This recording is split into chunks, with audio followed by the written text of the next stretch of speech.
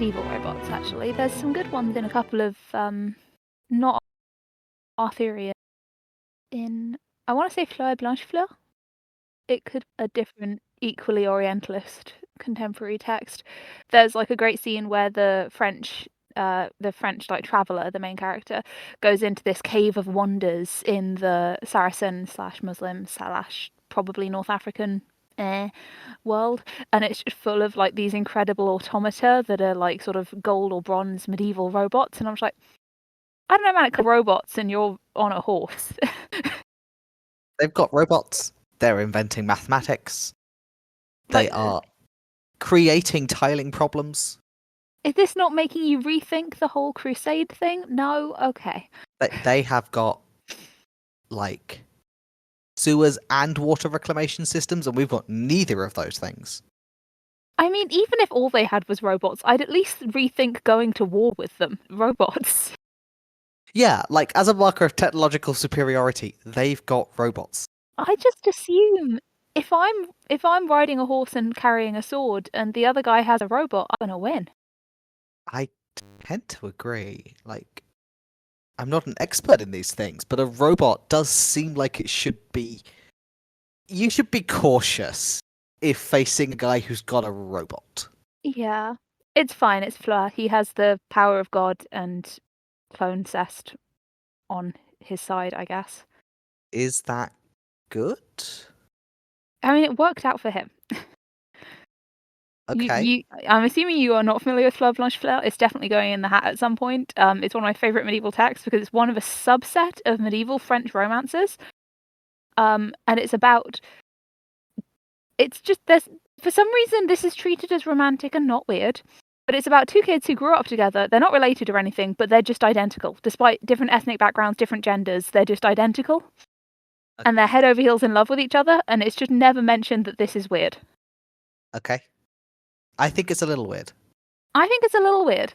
And I think it's a little weird that they're identical to begin with, because again, they're different ethnicities, different genders, different social statuses. I think somebody had to do something weird for this to happen. Yeah. But also, they are in love with one another to the extent that when she's been kidnapped by some Saracen king to be in his harem, her fiancé, lover, whatever, goes from town to town looking for her just by going up to strangers and saying, "Have you seen me before?"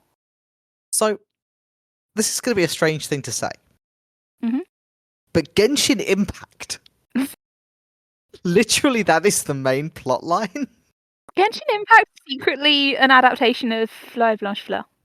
You are one of a pair of people you are one of a pair of siblings who are like planeswalkers riding between the worlds, and some powerful figure described as a god, but you know Japanese games don't necessarily have the same meaning of that as we would here.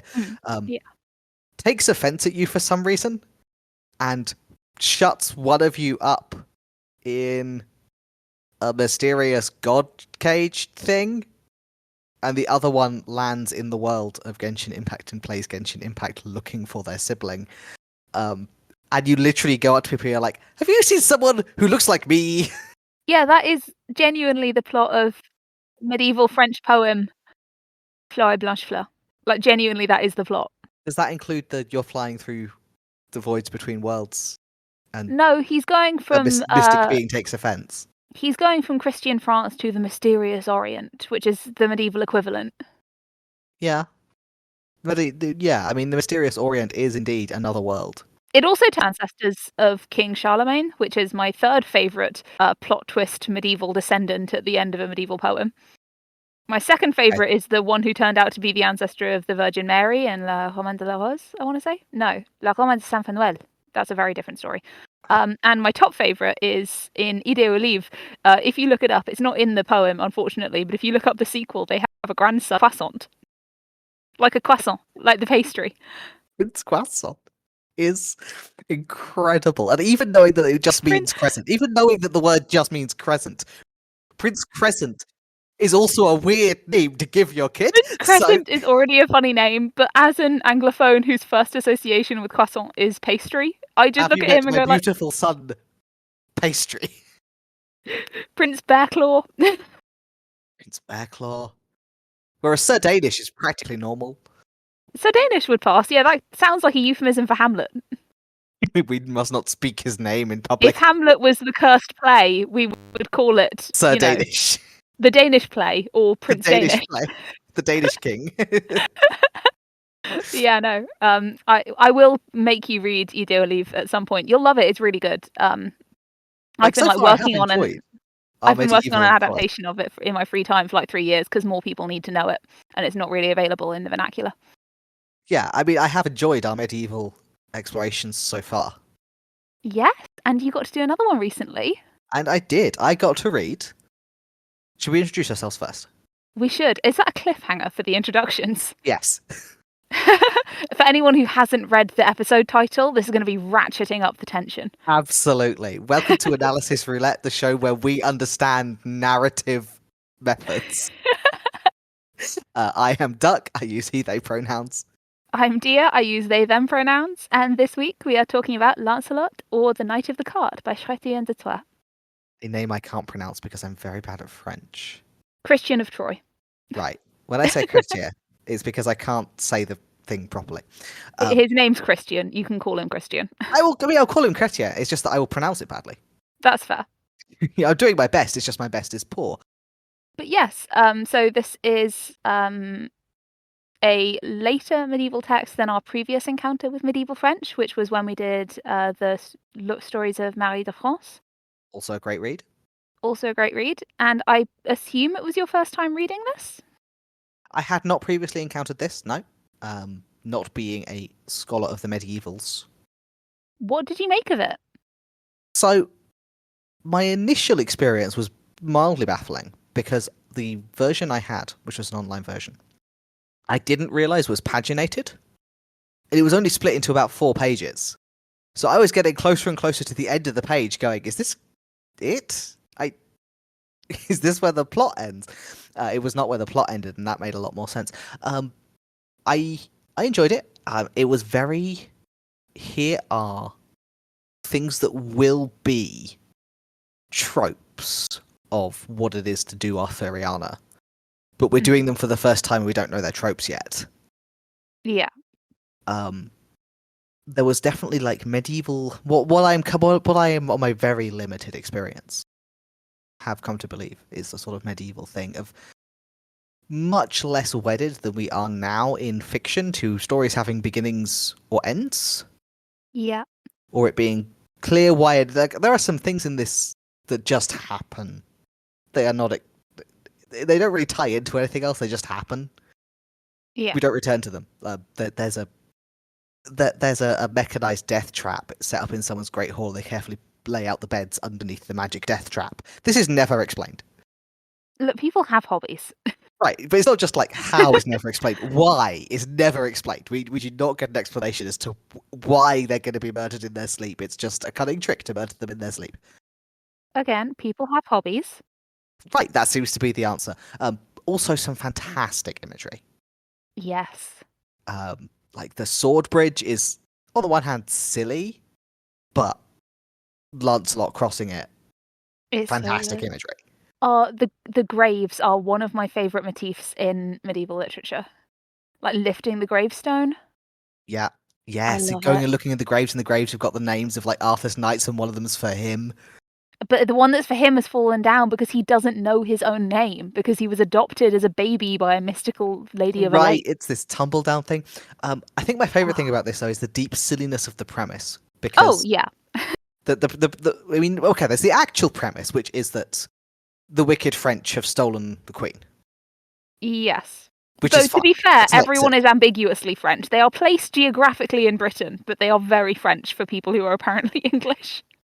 Right. They're not right. This is why I say it's the evil French. It's like, but it's like the mythic French. It's They're the not- more French. They're not technically French. They're just French. You know. Yeah. But the Queen has been stolen, and a noble knight has to go and rescue her, and that's Lancelot, and that all makes perfect sense. It's sort of Gawain, but it's also Lancelot. They team up. Then they unteam up. Gawain gets lost for a very long time. It is Gawain's job. Lancelot has just decided to also go. And he catches Gawain and goes like, "Hey, could I help you?" And Gawain's like, "Yeah, sure, I could use some backup." And then they immediately split up, and we don't see hide nor hair of Gawain for like most of the text. He does not return. Yes. he is, to be clear, not good at the knightly thing, Gawain. He spends like 6 months lost in a ford. The thing is, I assume it takes Gawain a long time to do everything because it's not mentioned in this text, but I think I like to think it is canon to this text, despite no indications of such. Gawain once horribly murdered a woman, and as his apology for it, he was forced to swear an oath to never decline any request a woman made of him ever. I think it's gonna delay you. Especially if he's getting similar requests on his journeys to Lancelot, who seems to spend a lot of time with random women propositioning him in the street. He does. He's not usually very interested, but they do try it. They borderline extort him at several points. But basically, the premise of this is that it's extremely shameful to ride in a wagon. Yeah. But when I say the premise of this, I mean the first thing the poet does is explain to us that this is totes a thing historically that I am not making up, okay? It used to be just like the pillory.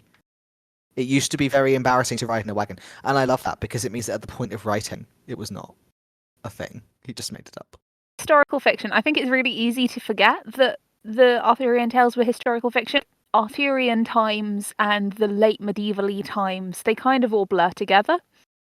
Right, they're all the same times, but at the time of the writing, it was not the same time. It was like 300 to 400 years ago.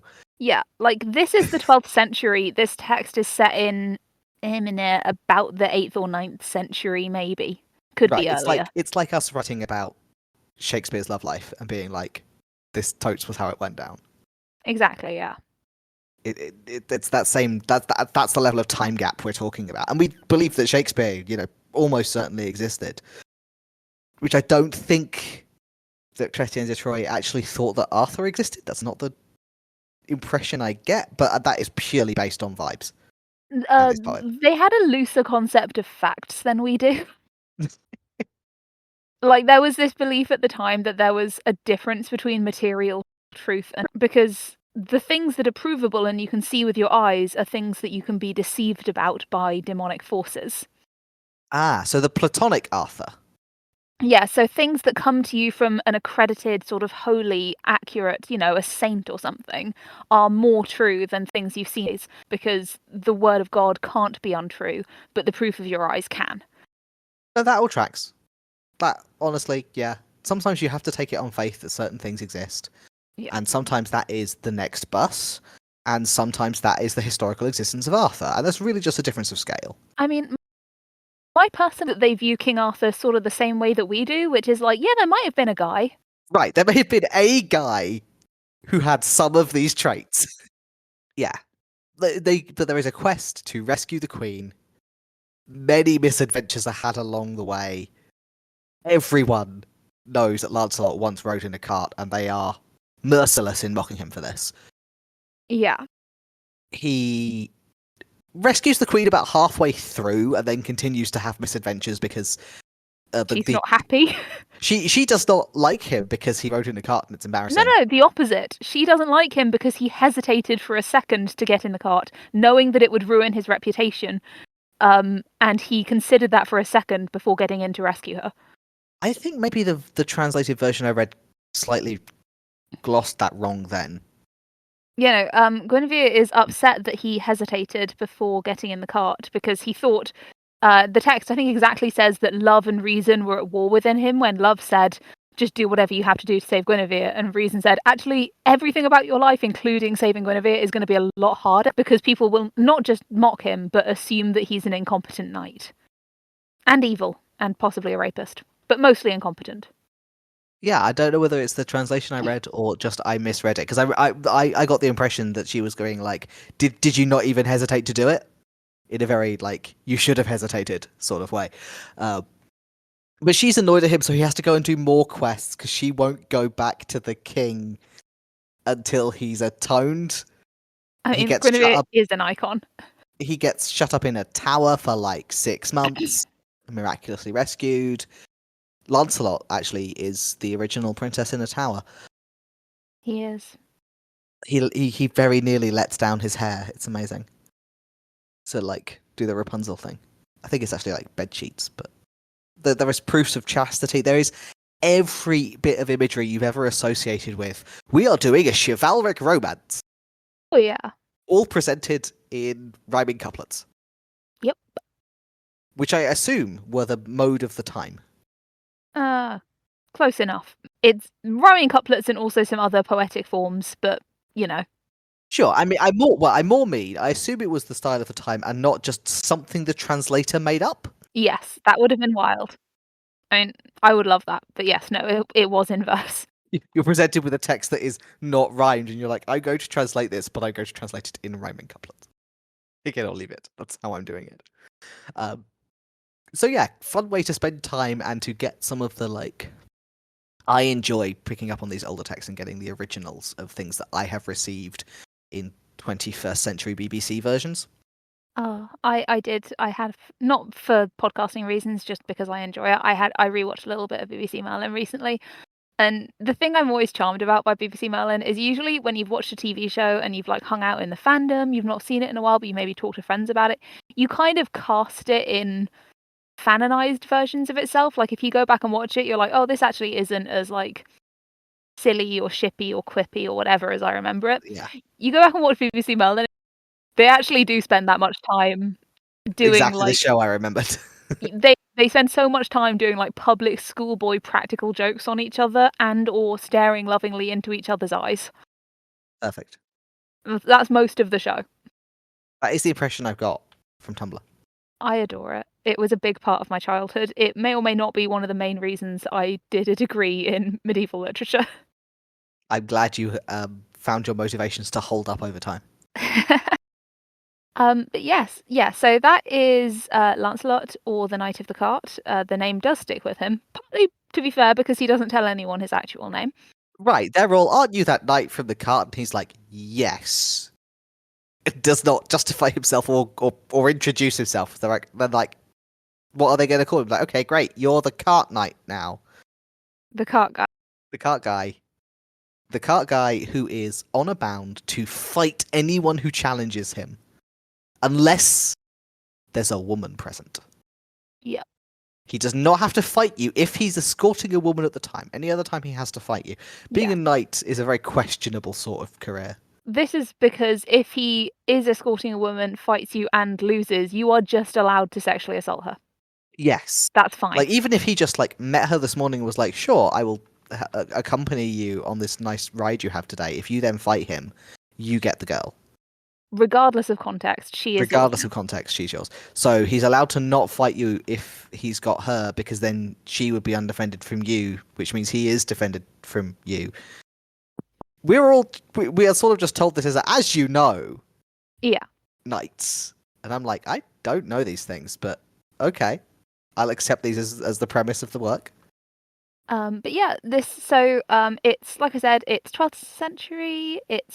That makes it one of the older, but not the oldest Arthurian texts. It's definitely not the originator of most of the tropes we see in it, but I would say the codifier is probably one of the most influential. It's probably one of the it's probably one of the most influential works of A, the period, and B, the author. I am going to mention the author, Chrétien de Troyes, is probably the inventor of most of the things you've heard about King Arthur. Mm-hmm. He definitely, like, the as I understand, like, one of the big texts is Le Morte d'Arthur, and this comes before that and originates. You were saying this feels very structureless in the way that is pretty normal for medieval texts. If anything, Chrétien de Troyes is one of the guys who started putting structure in stories. He invented beginnings, middles, and ends. He was definitely one of the first people to feel like this kind of story should have a singular structure instead of several little ones. A lot of his texts are much less episodic. They have recurring motifs. They have not necessarily a beginning, a middle, and end, but a degree of bookmarking, which isn't typical of his contemporaries.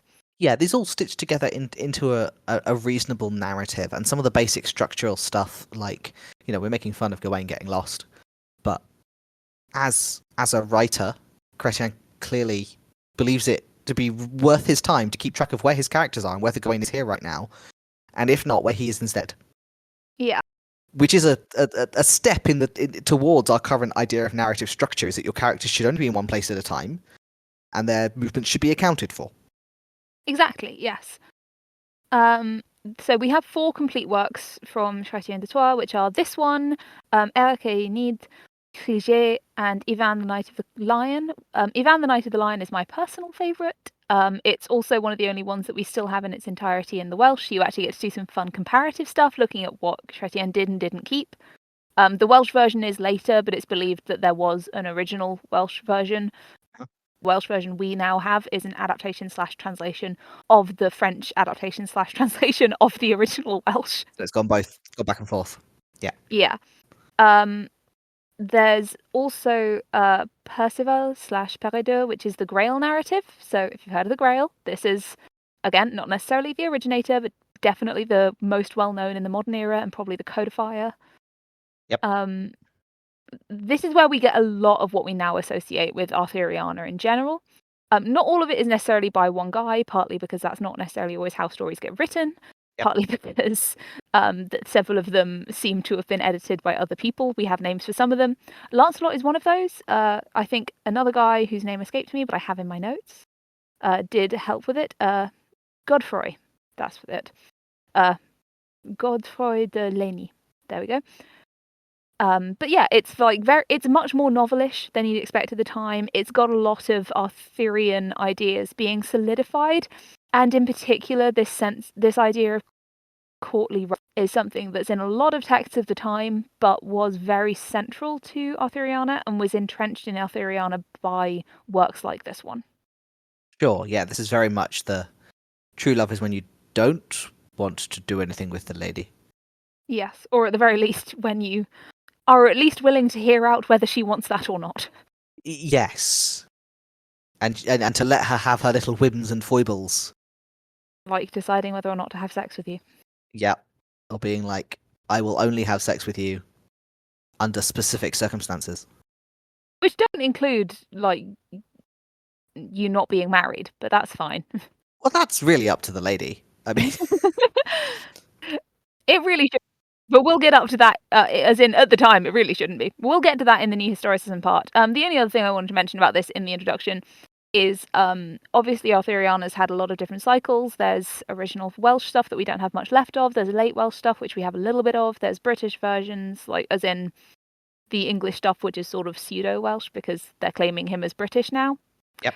We got onto that really early. People tend to assume it was a later thing. No. We heard about this guy and immediately went, we will have him.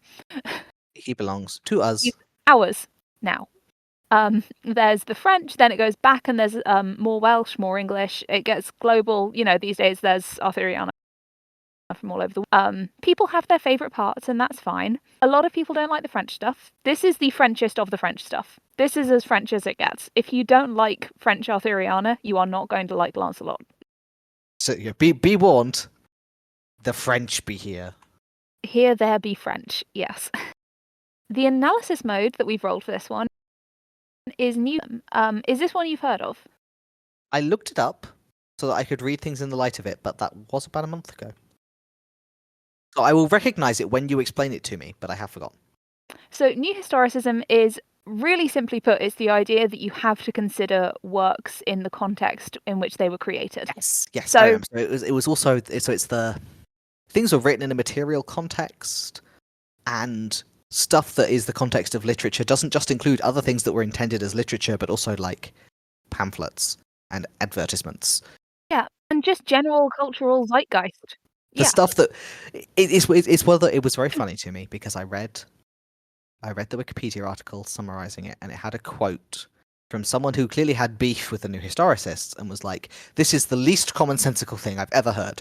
And I read it and went, "Well, this really to me reads like, let's approach with common sense the idea that literature does not exist in a vacuum." Yeah. I think this is very common sense, actually. I think maybe you have beef for other reasons. Well, the reasons people have beef with it are kind of valid, so I will get to that in a minute. But on a fairly basic level, it's, if somebody says to you, I hate the Rocky Horror Picture Show, it's really transphobic, and you say back to them, well, it's pretty fair for its day, and also it's pretty clearly a parody of a genre of movies which is in and of itself pretty transphobic. Yeah, there's a degree to which that is, in fact, the joke. That fair for its day, and also if you look at what it's doing. And should be considered within its context. The context is relevant to what the thing is. Yeah. Yes. However, However, when new okay. historicist readings first popped up, they were kind of at war with the Marxist and feminist readings of the time. Okay.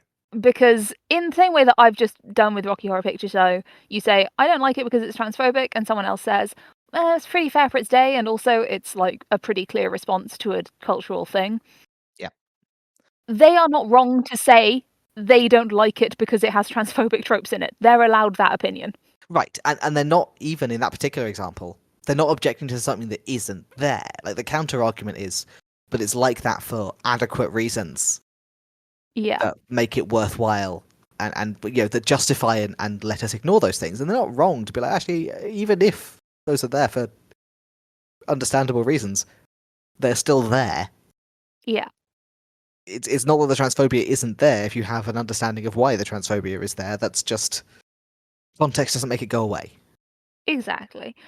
And I think there is, while new historicism is a really, like you said, it feels like a really obvious common sense school of reading Yeah. is to go, okay, what's the context of this? It is true that there is a little bit of a history of new historicist readings being used to shut up people complaining about things. Right. I mean, you can clearly see how easily a work must be read within its context becomes, well, this is of its time. Shut up. To Like, be fair, it's very easy to slide from one of those to the other. it's also very easy to assume what of its time meant because we tend to retroactively paint the times as being whatever this text I'm reading is because they're unfamiliar to us. Yes, and we we do this even with quite modern texts when we actually can know exactly what the times were like and whether this thing was Oh better or god, yeah. worse I than see them. people saying this about like movies from the 90s and I'm like, It's time, like when I was 10. what are you talking about? This is not. I mean, I guess it's a historical work, but it's a historical work from when I was 10. So Like I can tell you whether or not this is what times were like. I remember having that haircut. It's I managed to, with great strength of will and like force of character, not to get into an argument with someone about Pratchett's dwarf on a forum where they were saying that there were no trans people in Britain until the mid 2010s, and I was like, I've met several. I've I'm met several who knew Terry Pratchett personally. Like they definitely existed. I'm so proud of you. I didn't say anything. I just didn't have the time in my day. People will just really confidently state, like, oh yeah, well, the times were obviously very bad, so anything that seems offensive is because that's what everything was like back then.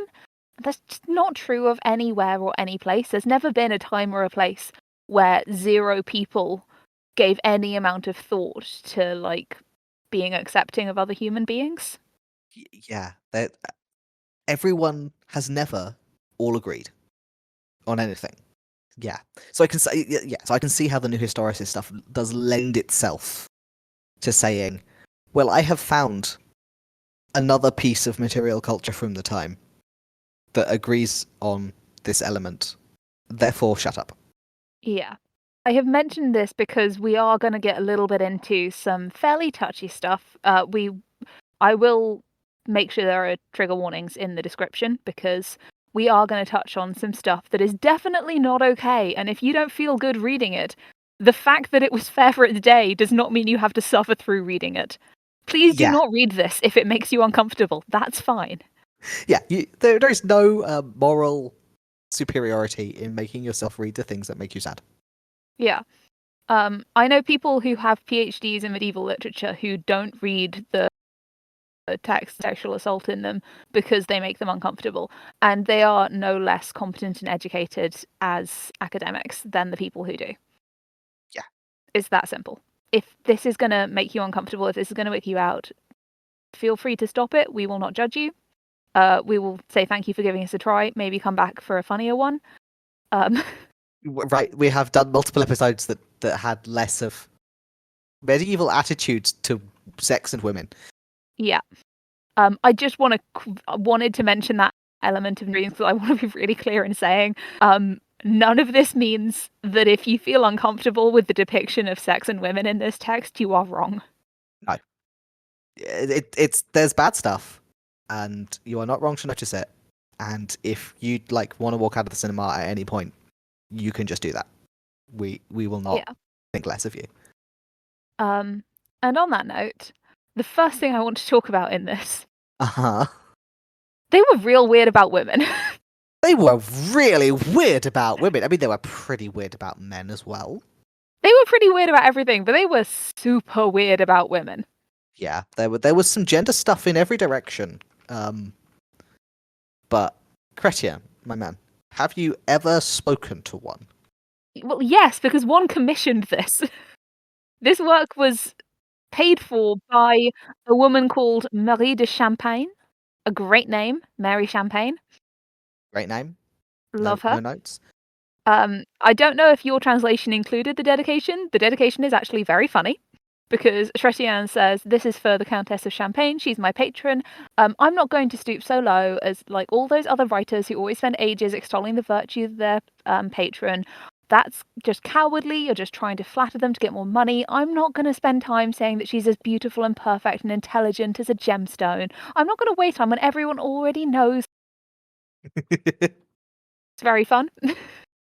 Right, everyone already knows this, so Chrétien says, so let's get right into it, like a podcaster.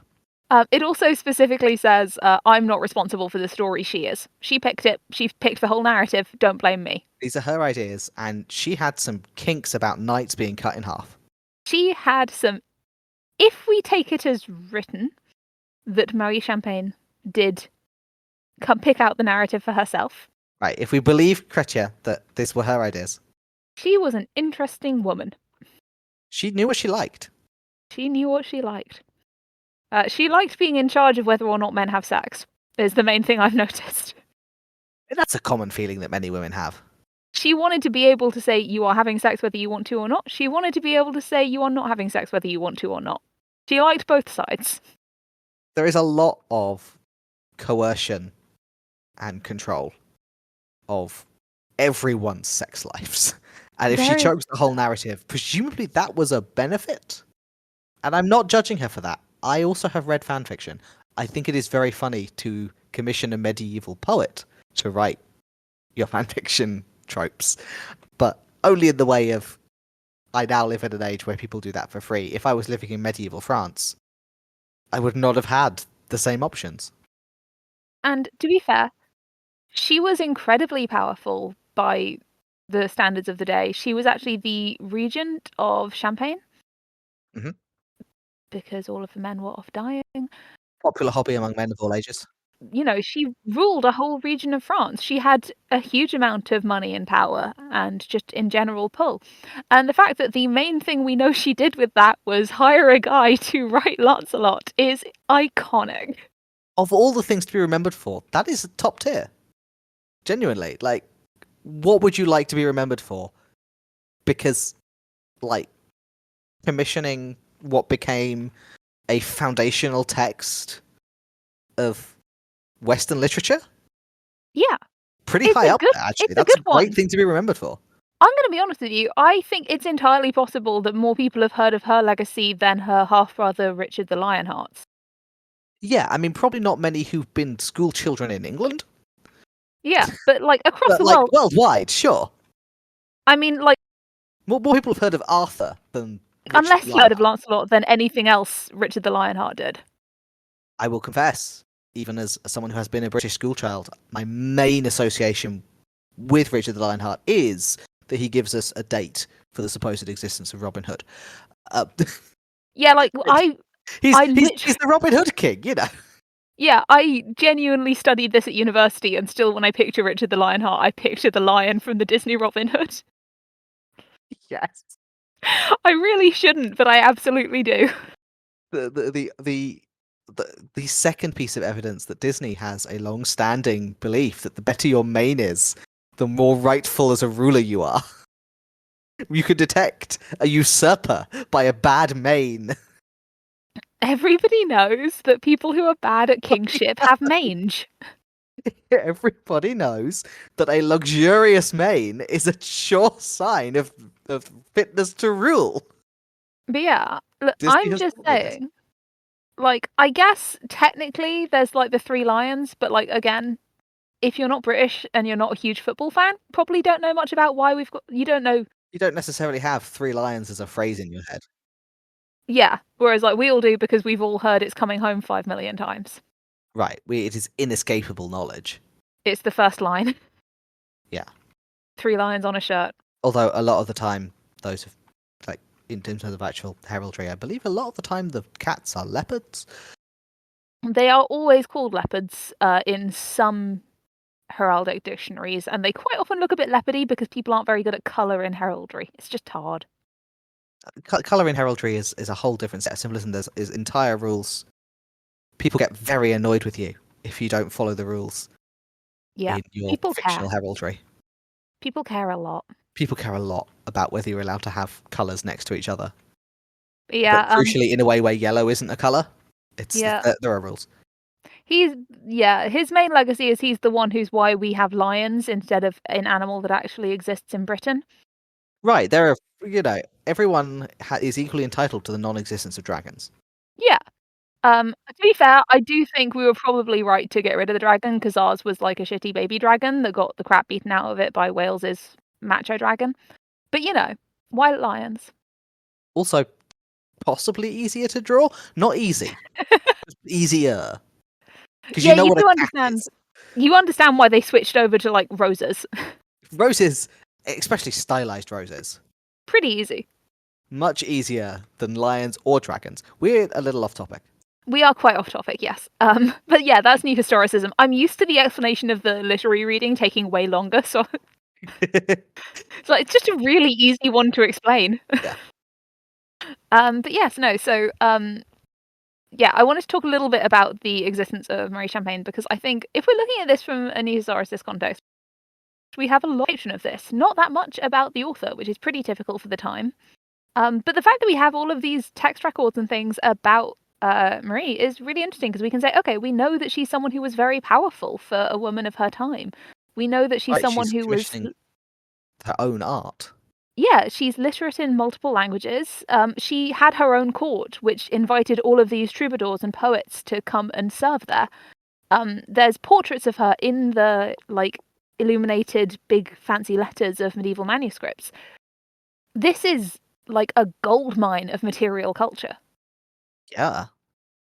And it makes it so interesting to then read this text, who spent a lot of time as a regent when her husband was on pilgrimage, or I think at one point doing various skirmishes, but mostly pilgrimage, and was regent for her son during the Crusades.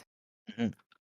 He actually just sodded off to get married during the Crusades while she was a regent, leaving her in charge. And when she took her first regency, Champagne was just like a little scrappy bit of territory. She made it a court of art and politics and a social hub. It was a significant part, decades, maybe even centuries after she'd gone. Honestly, do we know that the things Champagne is famed for now, the political power that it's had in history, the fact that it is a hub of trade that was able to produce this incredibly influential champagne beverage, we don't know if any of that would have happened without her. She's a really significant figure in the history of France. And also commissioned art, which, in the same way as actually commissioning art nowadays is not actually very difficult or really expensive. Like, it's quite easy actually. I mean, it's harder to find people back then, but only because there wasn't any Instagram. Right. It was harder to find people. It was harder to look at their portfolios and go, "This is the person I want to draw my tortured wizard OC from my books."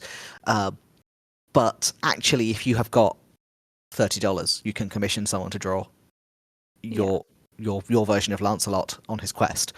So it's not that the fact of commissioning art, but commissioning art in a way where you're commissioning long pieces of fiction that are going to have your name on the front. Pieces. And that Chrétien is considered influential in the development of the idea of a novel is that, okay, if we didn't have this work, we don't know that he would have gone in the same direction. Yes. Yes. This is what we mean, by the way, when we say all of your things were invented by women. Even the ones that were invented by men. Right. He wrote the book. She told him to. All the synopsis and the structure is her idea. Yeah. So And he's very clear that he wants her to take the blame. right. So he is responsible for the rhyming couplets. Yeah, she picked the narrative.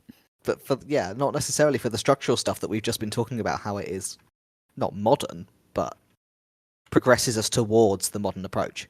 But the fact that we have this material context that tells us that this was commissioned and the narrative chosen by somebody who was a woman who was very isolated, very wealthy, and very ambitious and very powerful is so interesting when you read the book, and there is so much sexual power and coercion throughout this text. Yes, and it's intermixed with the specifically courtly love, never touching stuff that tells you that was another way of looking at relationships between men and women. But we know that because it made its way into the story. So it's a choice to also have the directly coercive elements in that. It's really interesting. And it seems the thing is, the story never abandons the fact that it's in a world where sexual violence against women is the presumed desire and very close to being the right that looms over the entire text. But the one-on-one individual incidents of sexual control and coercion are surprisingly spread across genders. Lancelot cannot take 2 steps without a woman either refusing to or demanding that they have sex. Yes, and what he does about that always complicates his quest. Yeah. Because he's very young and naive. He's always surprised, which is sort of fun. It's very sweet. But whether he says yes or no, either way, it complicates his life. And the thing is, I think one of the things really interesting is for this woman who's commissioned this narrative, who is interested in relationships between genders, who's interested in the idea of sort of sex as power, and who was herself powerful and ambitious and alone. I think it's very interesting that the narrative she asked to have turned into this story is somebody who's just quietly, consistently devoted to the woman he loves. Right, even when she says, nope, not interested, go and do a whole nother quest. He's still like, well, I love her more than anything else in the world, so I will. When he has to go after her on foot, walking across swords, through lions, through debasing himself, he just does it. He doesn't complain. He doesn't ask for help, except from other knights who are also due to give her their service. Yeah. And I think there's something very interesting about this whole element of sexual coercion when this was commissioned by a woman who maybe did think that that was the one thing she was lacking, was devotion. A husband who would stay here and not keep going off on pilgrimage. Right, or at least a knight who could fulfill that role while the king was elsewhere, because the queen in the book does have to go back to the king, but that's not but the romance is wholly separate from that. Her being married to the king is just a sort of fact of life. The romance is between her and Lancelot. So Arthur in this, as in all of Chrétien's and a lot of the French in general's Arthurian texts, just doesn't do anything. Ever. Oh no, he just sits at home and goes like, someone has kidnapped my queen. Someone go and get her. He's honor bound to the point of idiocy, especially to his brother. Yes. Yes, his evil brothers. Is he even evil? I think he's just dumb. Fair. I think he might just be dumb. Because Arthur is surrounded by people who is all about not to notice their motives or capabilities. The thing is, like, it's interesting because you get the sense that we're supposed to come into this text knowing that Arthur is like this, good king sat under a tree archetype. Yeah. Because if we don't already have that information, then he comes across as a complete incompetent here.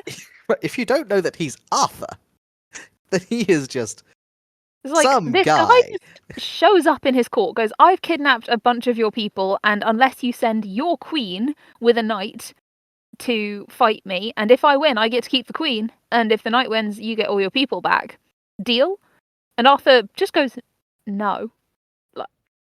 I'm not entertaining this. I mean, fair enough. Like, he doesn't even have any evidence that his people have been kidnapped. This guy just shows up like, I think I should have a shot at kidnapping your wife. What do you think? And he He's just like, says I don't no. negotiate with kidnappers. What? I also have no evidence and said it. But then his We have not half invented the brother, census yet. I don't know that they're missing. his half brother and Seneschal Kay goes, well, I quit my job if you don't promise to grant me a boon. And Arthur, rather than just go, okay, bye, says, okay, I'll grant you a boon.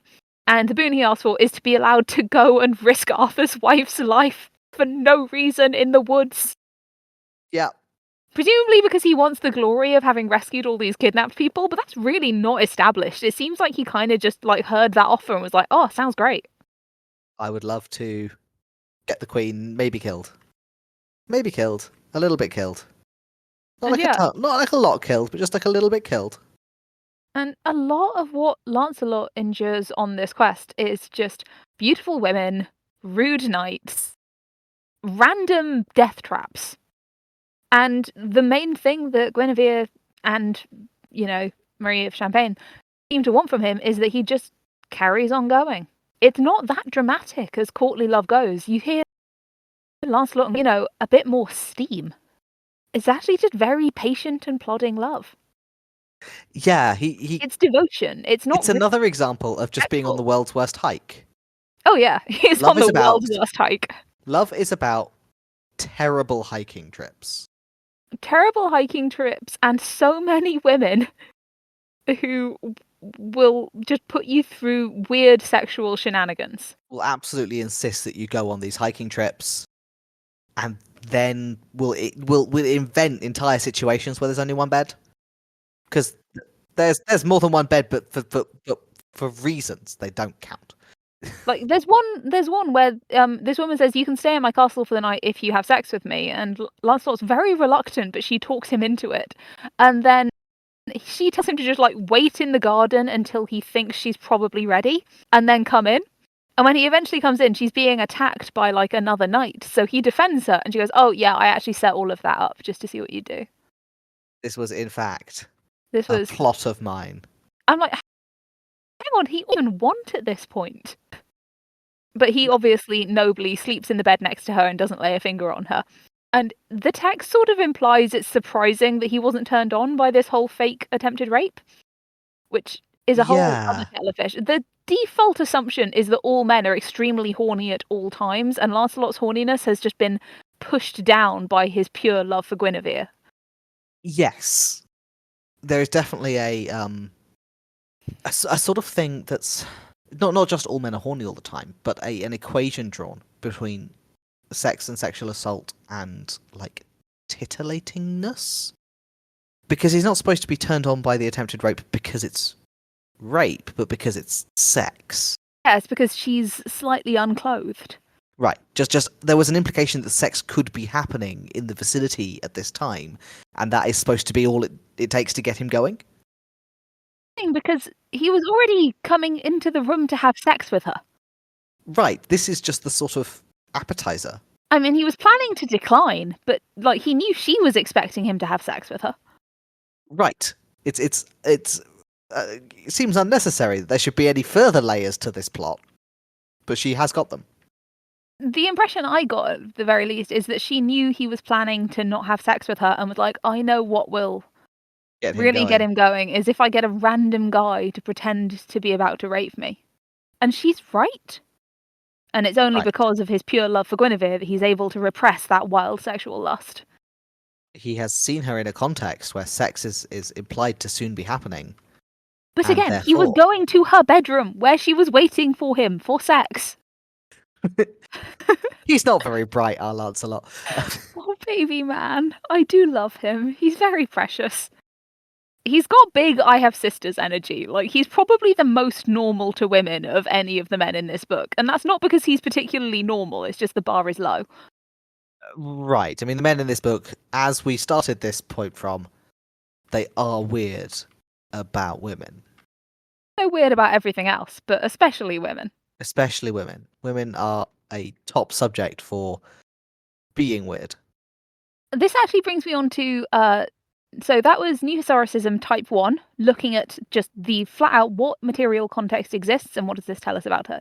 And I think what it tells us about this text and the time, for that matter, is that Marie of Champagne was a little bit kinky. Yes, she was interested in things other than wholesome missionary sex with husbands. To be fair, this may have been because she was not getting any wholesome missionary sex with her husband because he was off in Jerusalem or something. Right, he was inconveniently geographically absent. So maybe it was a lockdown situation. Yeah, I'm not saying she was like banging any eligible young knights in the vicinity. I'm just saying she was thinking about it. She was observing the eligibility of the young knights. She was noticing that there were many attractive men who were technically honour bound to do whatever she said. Right. She might not have done anything with that information. But I see how it could lead to some daydreaming about what if I did make use of the fact that they have all sworn oaths to obey me. And you can see it leading to her going, hey, Chrétien, you know how Can I you was thinking about like write me a story commissioning in which that something? does happen? Could you do me one of those? And it also goes a long way to explain the awkwardness of his opening note. Right, where he's like, please do not blame me. This was her idea. And of course, she's very beautiful and knowledgeable and brilliant and responsible for everything I've written here. Right, as we know, she is perfect. Also, this was her idea. Yeah. Just want to make sure we're all on the same page that this was the idea of My Lady Fair. I And mean, not me. who among us has not opened a chapter on AO3 with an author's note saying, blame at username, they made me do it? I was thinking that this is a copyright disclaimer, but yes, also that. Both. This is both. Medieval copyright disclaimers is a whole field of study. Type 2 New Historicism. This is looking at other texts the same, what's different. What might we as a modern reader not notice if we didn't have other texts at the time? I actually think it would be really easy as a modern reader to not notice how emasculated Lancelot is if you didn't have contemporary knightly texts. Go on. A list of things Lancelot loses. His horse, multiple times. He's very bad at keeping horses. He's very bad at keeping a hold of his horse. And there's a whole, like, even in the text, it explains that being unhorsed is basically the same as being castrated. Yeah. Like, how could you kill people if you're not on a horse? And if you can't kill people, you're not really a man. Not really a man. It's obvious as a reader that it's a loss of status. I think without knowing a little bit, without having other text, you could definitely miss that, for example, he is constantly being kicked out of beds. He is. Constantly. I'm unsure of the, like, meaning of these events, but he never gets a full night's sleep, poor lad. Whereas if you read other medieval texts, I'm sure you're familiar with the motif where they lay down to sleep and they put a sword between them and the woman to show that they're not going to rape her in her sleep. Because nothing could possibly have happened because there was a sword in there. Lancelot never does that. He doesn't need to. He's already been emasculated. Everyone knows that Lancelot was in the back. He was in the back of the cart, you know. It's a real. He was being driven around by an evil dwarf. I was slightly puzzled by the evil dwarf. Evil dwarfs just show up in Arthurian texts. You've got to just roll with it. Yeah. But yeah, like, he's in the back of the cart because it's a place for the lowest of the low, criminals, men who've been defeated in fights, and people who don't have horses. It's basically just a very public cucking. Like, he does keep not having a horse. He keeps not having a horse. He keeps getting kicked out of bed. He keeps not having to. He's the only man in this story who doesn't have to reassure women he's not going to rape them because they all know he can't do it. Yeah, they are not afraid of Lancelot. Like, oh my god, and they're not afraid of Lancelot in a context where they're afraid of everyone and have reason to be, but not Lancelot.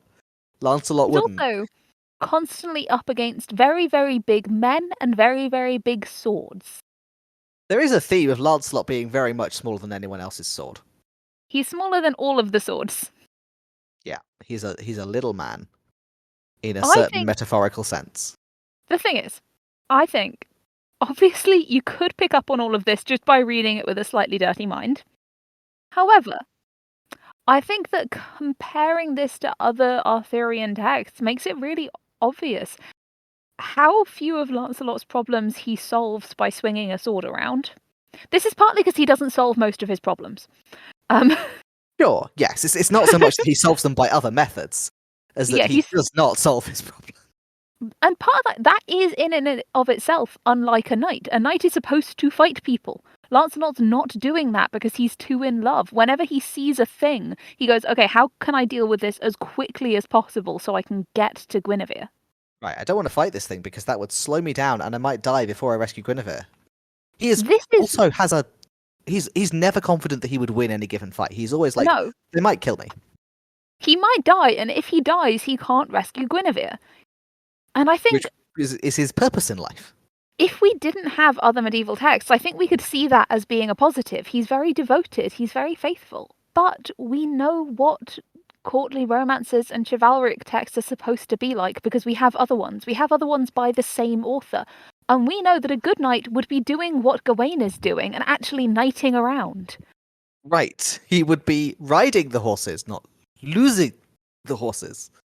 He would be getting delayed because he's doing noble services for innocent young ladies who don't want to be raped. Right, because he has sworn to do the bidding of any woman. Well, that's specifically Gawain thing. Yeah, but... that's a Gawain thing. Right, my favourite character trait. He would be issuing challenges to knights, as opposed to every time he gets challenged, trying to weasel out of it. Because we have other texts like Perceval, like the entire Grail cycle, like the early Welsh stuff, we know how a chivalric knight is supposed to behave, and it's not this. Lancelot is thoroughly emasculated because of good knight for Guinevere, not for Arthur, the king he's supposed to be serving. Yes, his loyalty is not where it is officially supposed to be. And it's not that he does anything to betray Arthur actively, it's just that he is far more interested in what Guinevere thinks of him. Interested in rescuing Guinevere from the evil king who has kidnapped her than in being a good knight and raising Arthur's standing by his deeds. And to us as a modern reader, I think it's very easy to go, oh yeah, that's good behaviour. It's more important to rescue women who are, being held against their will than it is to be an errand boy for the countryside. Yeah, right, we are a little bit, well, fuck that king. Yeah.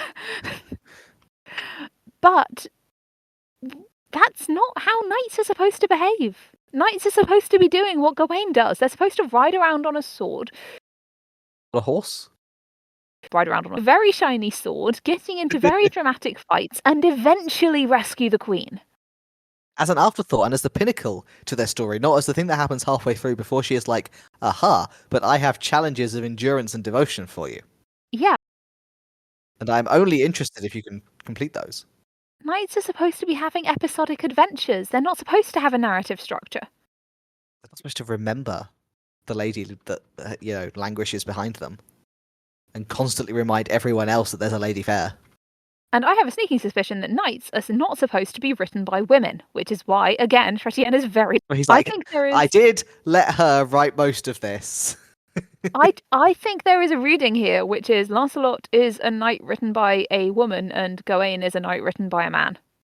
You think he put Gawain in there because he was like, this is how I would have done it? Well, no, because he also wrote other books that have the same structure, but I think tonally, Gawain is doing what knights are supposed to do. Yeah. And Lancelot is doing this experimental new thing that Chrétien came up with after talking to his patroness, who really loved this story. It was like, what if chivalry was much more of what's in the 21st century they will think chivalry was, as opposed to what chivalry actually is. Exactly. I think. What if we invented courtly love? It's like, okay, I guess I'll invent courtly love. I do like getting paid, which is the unifying feature of artists throughout time. Like, look, I was actually kind of trying to invent this thing called the novel. But I guess if you really want me to invent a definition of love that's going to become the pinnacle of romance for several centuries, I can do that too. Because you do pay the bills. I do take commissions, and I do love getting paid. I mean, to be honest, as an ace writer, I cannot relate to anything more than being like, okay, I don't really get this romance thing, but I guess if that's what the people want, I do need to make rent. Honestly, I think that's where a lot of the sort of artistic pornographers come from as well. Like the Oh people who yeah, are drawing the porn are like, yeah, I'm taking commissions. I have these hard lines that are just too gross that I won't draw them. Other than that, just tell me what it is you want to see. I'm going to be honest with you. Maybe I'm biased. Ace people write way better porn, Okay. or rather, way less. Let's go with more altruistic. It's a lot more general appeal. I think where I object is the sort of universalism because I don't think all ace people write good porn. That just seems unlikely. No. I just think the best porn is written by ace people. Not all ace people write good porn.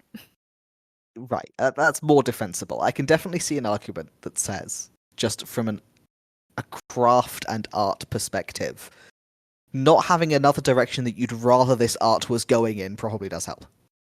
Helps. Part 3. My third talking point. Mhm. I don't know if you've heard this, but the monarchy, kind of problematic. Really? Yeah. Yeah, what did the monarchy do? So this whole thing where people have to devote their entire lives to something, and this feudal structure kind of comes like a cool literary device. That was like how the world worked. Oh shit. I thought that was just a cool literary device. No, yeah. It sucked. King's It real? really sucked. Because if King's real, that's a problem. That's bad, yeah. Yeah. In a totally non-treasonous way, this is a bad situation. This is a I bad agree. situation. Without doing any treason, I agree. It would be better if this situation was otherwise. Yeah, just in a completely non-treasonous way. Not having kings might be better. Right. Not to commit lèse majesté, but I think we should change society somewhat. Now, I'm joking, obviously, but one thing that I did want to say is I think it's really interesting reading this as a modern reader, and we all have a sense of what a literary kingship is, obviously. Right, partly from this. Yeah, but the idea we have is from this and from Robin Hood. But what's really interesting to me is that this is about literary kingship, not real kingship. Right. The kings presented in this poem are not doing either 12th century or 8th century kinging. Absolutely not. He doesn't kill anyone. He doesn't go to any wars. He doesn't Kill any Muslims. I mean, what kind of king? Right. He also does not, like, his court is a place of like meditation and leisure and beauty as opposed to tax records and criminal trials. Yeah, and this is one where I want to talk a little bit about sort of the history of ideas, new historicism. So we've done sort of material context, we've done a bit more of a like talking about other text context. This is now what was the cultural zeitgeist of like philosophy, belief. Yeah, what was the were people conversation interested in? happening at the time that this entered the conversation? What's really interesting to me is there was a concept in medieval literature, which I think I maybe mentioned in our Marie de France episode. Don't think I went into any detail on it. Called the three matters, right? We did touch on that, yes. Yeah. So, yay, continuity. We're an educational podcast. We are firmly in the edutainment bracket. We are so much.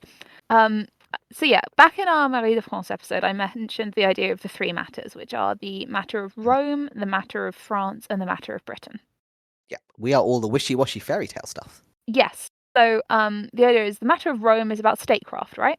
Mm-hmm. For anyone who didn't How to listen have to our one, Marie de what to France do with episode. one, how to king. Yeah, for anyone who didn't listen to our Marie de France episode, which I've seen our analytics, it's most of you. I don't blame you. You should though. Read You Marie de should. France. Marie de France is great. Everyone should read it. But I understand some people saw Marie de France and went, no, thank you. For the medieval gay werewolves. It's got medieval gay werewolves in it. You should listen to it. But for those of you who didn't, we'll recap. Mm-hmm.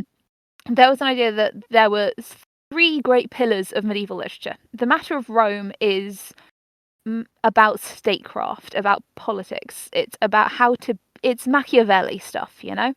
Yeah, Machiavelli it's wasn't around rulership, yet, how to but be it was one, there. how to have a place to rule, how to, administer governments and Exactly, yeah. And a lot of that be the was inheritors from of the Roman Empire, which everyone wanted to be. Yeah, and a lot of that was from sort of the classics. They thought of ancient Rome the same way we think of ancient Rome now, this great exemplar of how to be a Right. state that we are the inheritors of. Right. Rome is, in Western literature, the wellspring of civilization, and our claim to be civilized is because we claim to descend from Rome. You can't actually. They're inextricable. You cannot extrict them. You've got the matter of France, and the matter of France is a lot about sort of some modern statecraft in the sense of like, okay, what does it mean to be a feudal society? What are we as a people, as a nation? Why are we at war with the Saracens, which we usually are? It can't just be because they're brown. There must be some noble reason for it. We have not dropped quite a lot of this philosophy in the modern world. French philosophy of the medieval era, surprisingly relevant to current events. Yep. But in particular, it's about how to be a good Christian, how to be a good member of society, how you as an individual can serve your people, whether that's your nation, your king, your religion. So we have the Roman stuff of how to be a good state or a good king. We have the matter of France, also how to be a good man. Yeah. And then there's the matter of Britain. And traditionally, the matter of Britain is mostly, but not exclusively, Arthuriana. Mhm. And traditionally, the matter of Britain has been seen as sort of the, the redheaded stepchild of this family. It's the wishy-washy fairy tales, like you said. It's the daydreams. It's the daydreams. There's weird stuff, Like if you think about it, like okay, the matter of Rome, you've got your epics, your Virgil. It's stories about Roman civilization as a grand epic work. Mhm. The matter of France, you've got like the Chansons de Roland. It's somebody who has so much faith and love for his country, for his service, that he blows his trumpet until his own head explodes from the force. Which is not Weird, meant to but be sure. funny. Yeah, it's supposed to be this like grand gesture of loyalty.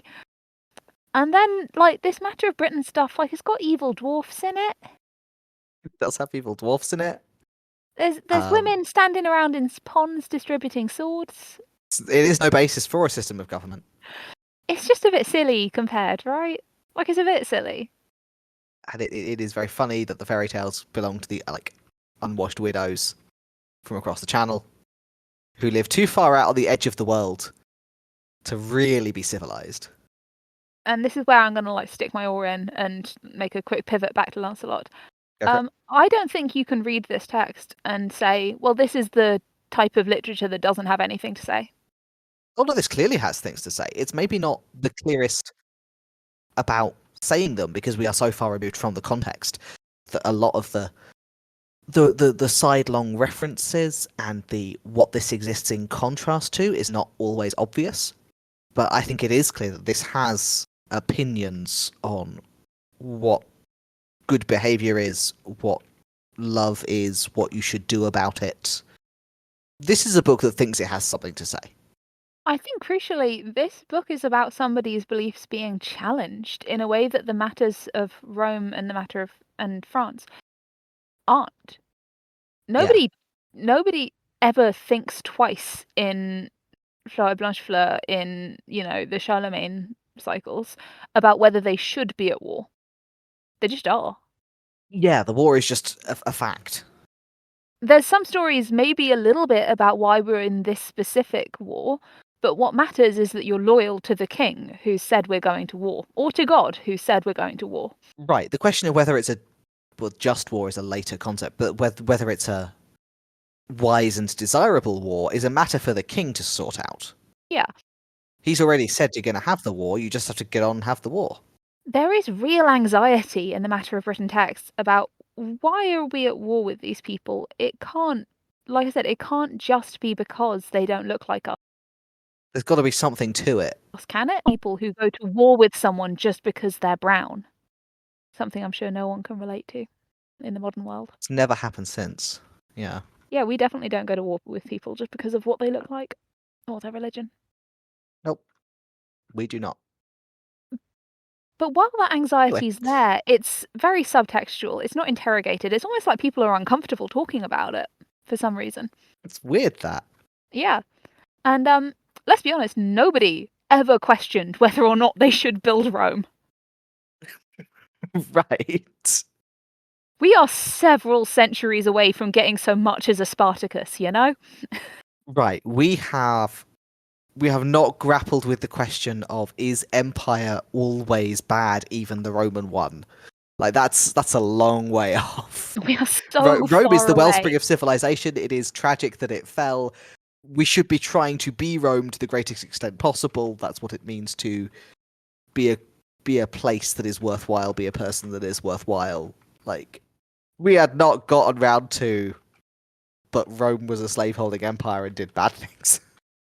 And also, we, just the same way that we as modern readers tend to see history as a linear progression of worse to better, people in the 12th century had the same biases. People were just as prone to going, well, yeah, the big empire that was successful must have been right then, the same as they are now. Right, we do still do that. We have not We stopped still doing do that. that.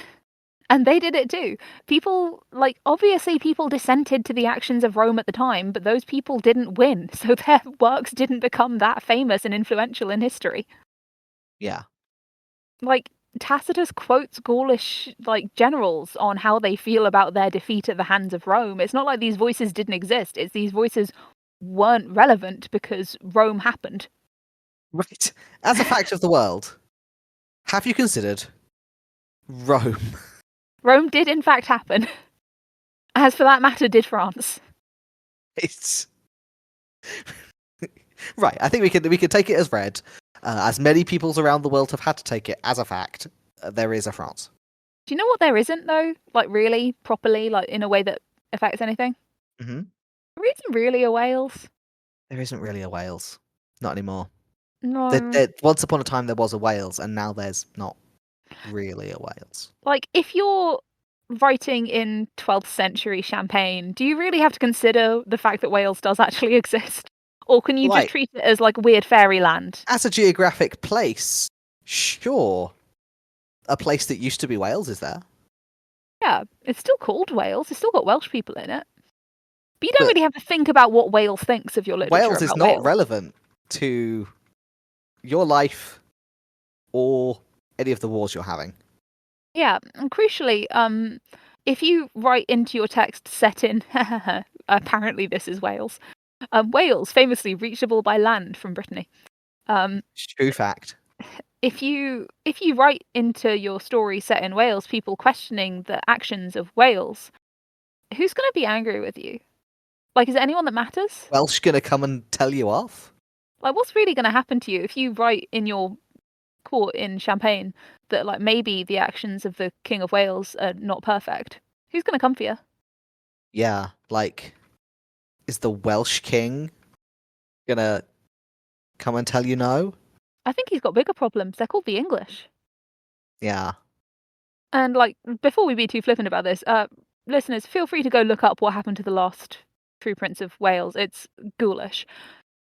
Genuinely one of the worst sins our nation has committed, and we've got a long list. That is a competitive field. Oh, and it's so much later than I always think it is as well. I'm like, damn, we did some shit back in the... Oh, then. Okay. That's not back in the day. Yeah. That's not back in the day at all. My point is, about whether what people are doing is right or not. This is where you want to do it. Because again, the Welsh aren't going to come for you in the way that Right. the Romans and the French definitely can. And you are writing, like, beneath this veneer of, this is the silly stuff. Anything I'm writing right now, by definition, is not important, is not serious. I'm just doing, like, weird little indie movies that don't, by definition, have anything to actually say. This is just, like, a weird horror movie with mermaids in it. Don't think about whether, in the background, I am doing a whole analogy about parasitism of the rich. This is just a silly Precisely. little movie. And I think it's Couldn't interesting. possibly have anything to say. This is just a superhero comic. I think it's interesting because it's a degree of plausible deniability in terms of, like, the themes and context of your work that makes work more popular. People like their moral paradigms just a little bit shifted into genre. Yes. People don't like being sat down, looked in the eye, and told what you're doing is wrong. People like being told, hey, if there was a guy guy who was doing like exactly what you're doing to an elf, that would be bad. Right, and then you can just sort of think about it on your own time, because elves not real, so you don't really have to think about it too hard. And also, crucially, people will still pay you to make more stories if they're about elves. And King of Elfland, not coming to tell you off. Nope. And let's be honest, Chrétien de Troyes did not think twice about whether the people of Wales actually existed. It was not a concern that he had. Like, I'm sure he believed that there were Welsh people, it's just that it wasn't important. Yeah, it existed. He just didn't, like, it didn't matter. Right. Like, the same way that, like, we used to write stories about Darkest Africa. It's like, yeah, I'm sure there is a Darkest Africa. What about it? Right, but all I'm using it for is a cool setting. Yeah. And let's be honest, people still do this. To Wales and Darkest Africa. Yes, they do. There are a lot of bad fantasy books set in what is clearly but not technically Wales. Mm-hmm. And some good ones, but a lot of bad ones. There really is a lot of Welsh People in made up landscapes. fantasy land with suspiciously Welsh names, often incorrectly gendered. Yep. And very, very wet Western North Atlantic archipelago landscapes. Occasionally you'll notice a Welsh name that you will later in dialogue discover has been pronounced incorrectly this whole time. Mm-hmm. I've definitely read a couple of fantasy novels with characters called Cyan instead of Sean. You know, it happens. Yeah. These things happen. Let's not. We didn't have access to Google, and we still do this. Like, you can We just still go do this. online and ask a Welsh person. They're very happy to explain it to you. They will tell you how the name is pronounced, and you will discover it is not the same as Listener, if it was if written you in are English. unsure about how to pronounce that Welsh word, email us. We will connect you to a Welsh person. They're not that hard to find. We know several. They're not actually elves, you know. They're on Twitter. They're on Tumblr. You can find one. I believe in you. We have faith in you, dear listener. Your ability to locate the Welsh. If you are writing a fantasy novel and you've got a character in it called Rhys, just drop us a line. We'll hold you by the hand and take you to a Welsh person. So, but yes, materially, yes. There's some smuggling happening here, isn't there? Yeah, this is the thing. This is very much a story about somebody who, for the first time in his life, is experiencing moral uncertainty. Yeah. When Guinevere rejects Lancelot because he hesitated to get into the card, she's rejecting him for experiencing uncertainty. Yeah, it is the hesitation and the doubt. He stopped for a second and thought, what is more important to me? This woman that I love or my reputation? Right, he considered that his reputation might be the thing that was important. And for this he must die. That, he gets sent on a stupid and dangerous quest that nobody needed to complete. Nobody needed to do it. It was not necessary. He did not need to spend however many months walled up in a tower. But she's a queen, and she can decide to punish him for thinking for a second that he might be worth as much as her. Yeah. It's He's allowed to do that. One of the queenly perks. Yeah.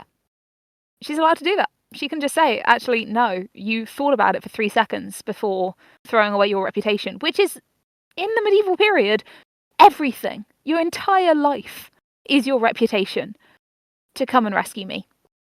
Fuck off to a tower. Go and be in a tower and think about what you've done. But it's interesting. Like I said, I think if you're looking at this work in terms of the context that it's in and the other kinds of works that it's surrounded by, it's really easy to say, well, this is a time of 3 types of literature.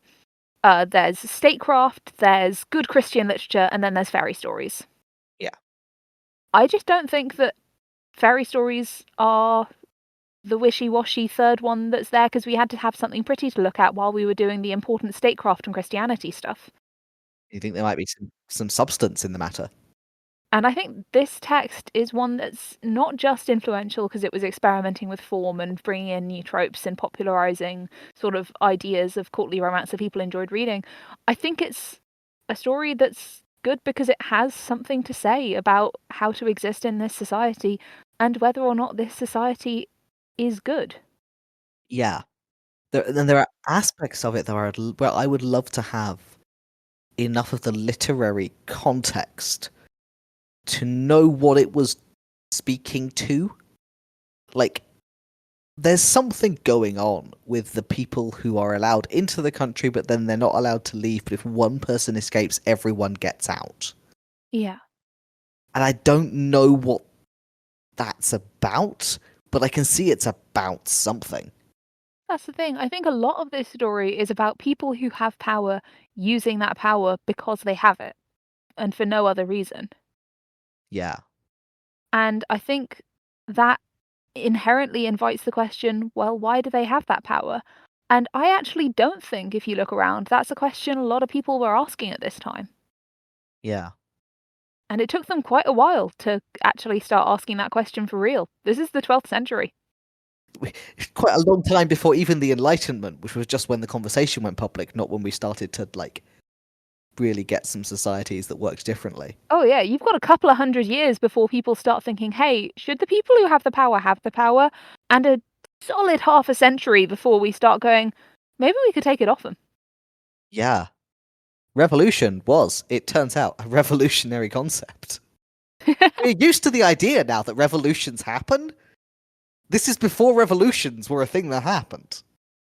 And we started out talking about Marie and Chrétien and what their relationship was, and we don't really know. But we also know that he wrote it and his name's on it. And we also know he didn't write it on his own. He didn't just have Miss Champagne, he also had his writing buddy. Mhm. This is, it's a collective work. Lots of works are. Lots of works Um, are. but we do know that if you sit it next to all of the other works of the time, it is a little bit different. And one of them was responsible for that. Yeah. Somebody did this. Somebody had a lot of feelings about the nature of power. And they were feelings that were really, really ahead of their time.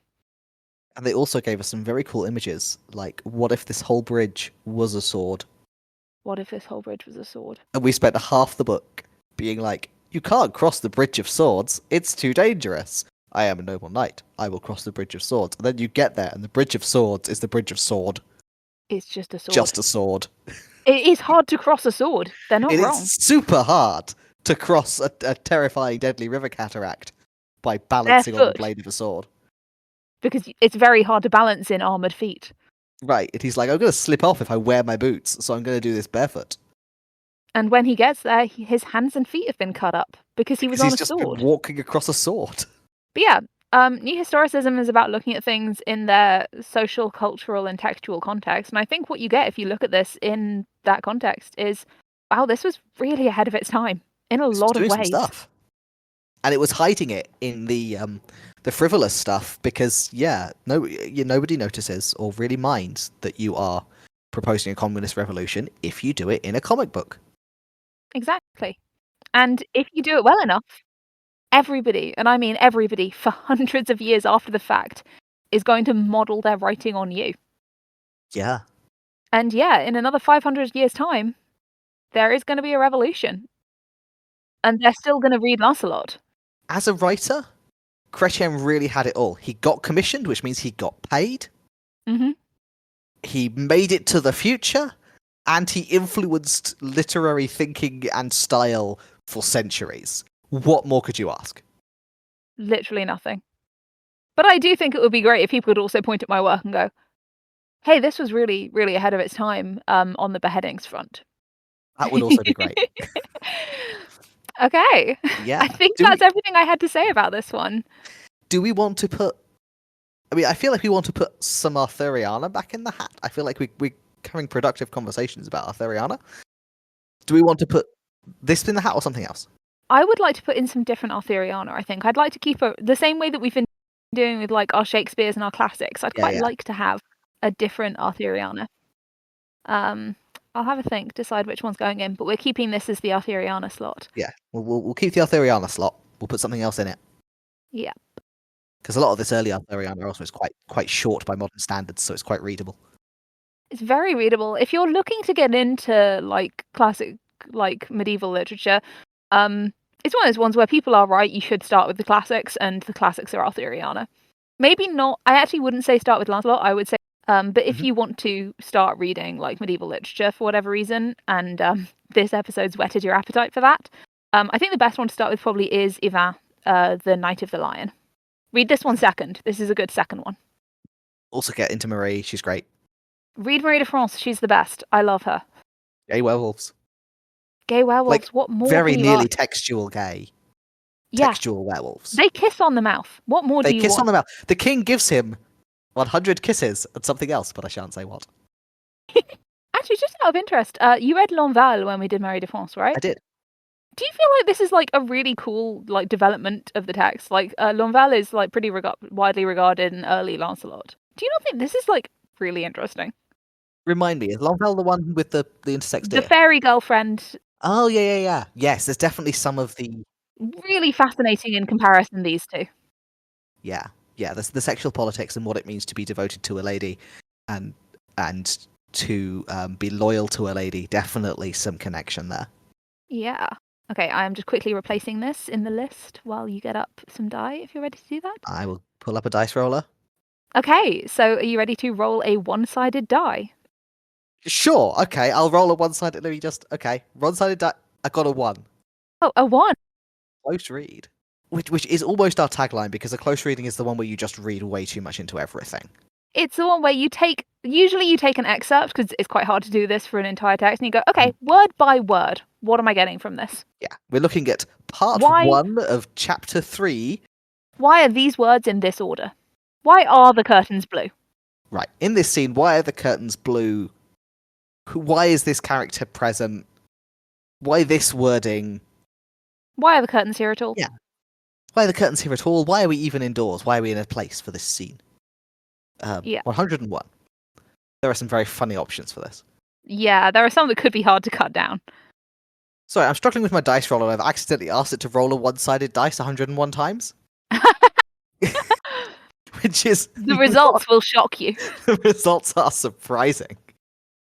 That's better. 66. 66, and that is... This could be interesting. Dwarf Fortress. Oh, that is honestly very funny, because Dwarf Fortress is the game of taking things in far too much detail. Yeah, this could be interesting. And some of the consequences of the mechanics are very funny. A famous one, for instance, if the listener has not heard of Dwarf Fortress, if you got your dwarves to pick up a beehive, which you could do quite early in the game, your fortress would immediately be overrun by extremely powerful enemies, because each of the bees within the beehive had the minimum value of 1 dwarf buck. So as soon as you picked up the beehive, your fortress was immensely rich, and then got wiped out by extremely powerful enemies.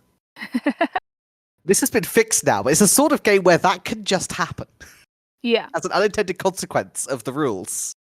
If you pick up a beehive, you are now immensely rich and will be killed. Makes sense. It is the game of building in far too much detail, and I think it will be very interesting to do a close reading of it. I will find a let's play of no more than 90 minutes duration and ask you to watch it. I will appreciate that massively. Because I don't think playing it is going to be necessary. I mean, I'm happy to happy fun. to play it. I'm not happy to purchase it. I think you probably still can download the free version. However, it has more of a learning cliff than I think is fair for this. Oh yeah, I would also watch the let's play, but I'm willing to try and play things. I'm happy to suck at them. I'm not happy to spend money on something I will suck at and not enjoy. That's entirely fair. Yeah, I will send you a let's play, and you can decide for yourself whether to. You can now purchase it. For a long time, it was free download and optional donation. Most of what I consume for this podcast I can get from my local library. This is not the case with video games. This is not the case with Dwarf Fortress. It is a lot of fun, but there is a reason that its advertising tagline has been for many years, losing is fun. Yeah, I don't. Yeah, I'm an idle clickers aficionado, so I don't mind like sucking at something with a high difficulty curve. I've never lost a kitten in kittens game. That's an ongoing point of pride. Congratulations. Yep.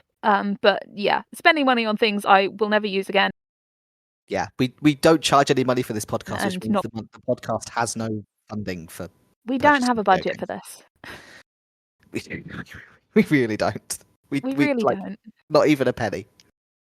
If we had a budget for this, we would not be recording it at 9:23 on a Thursday. No, we both worked a full shift today. Yeah.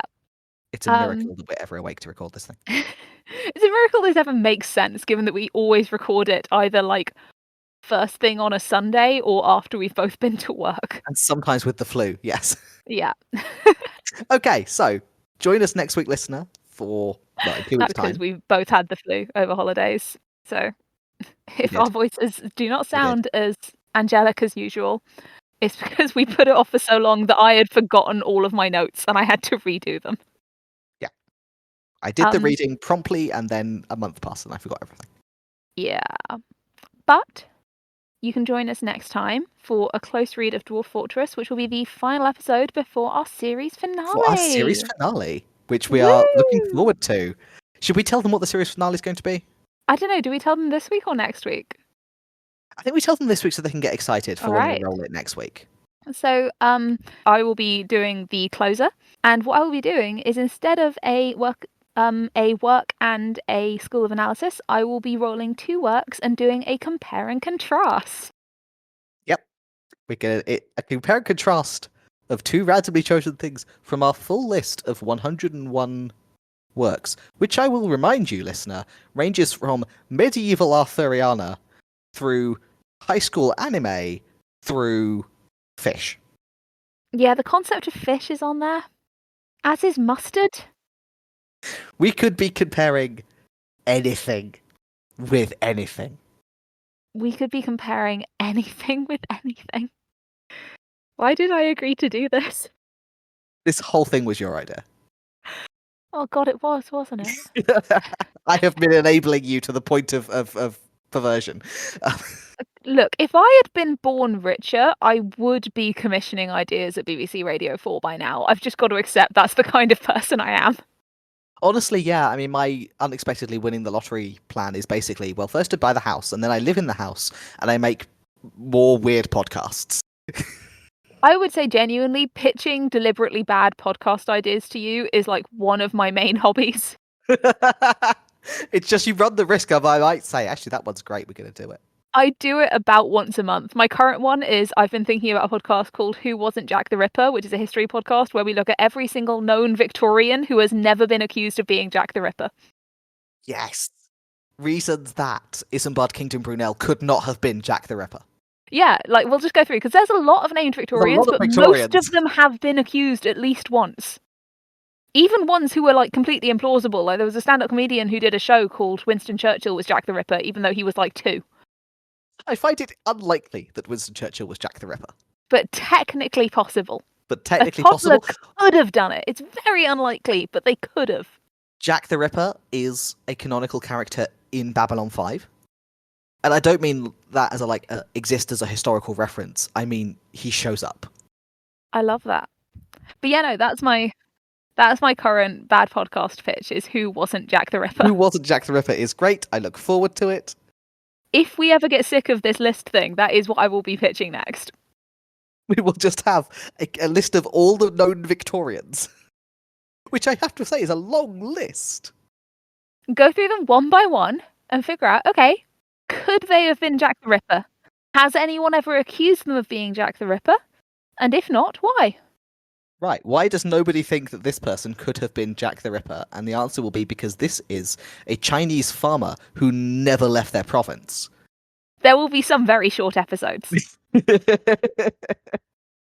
Listener, please write in if you are willing to fund us to create Who Wasn't Jack the Ripper. Please let us know. Otherwise, we will see you in 2 weeks' time for Dwarf Fortress. Yeah.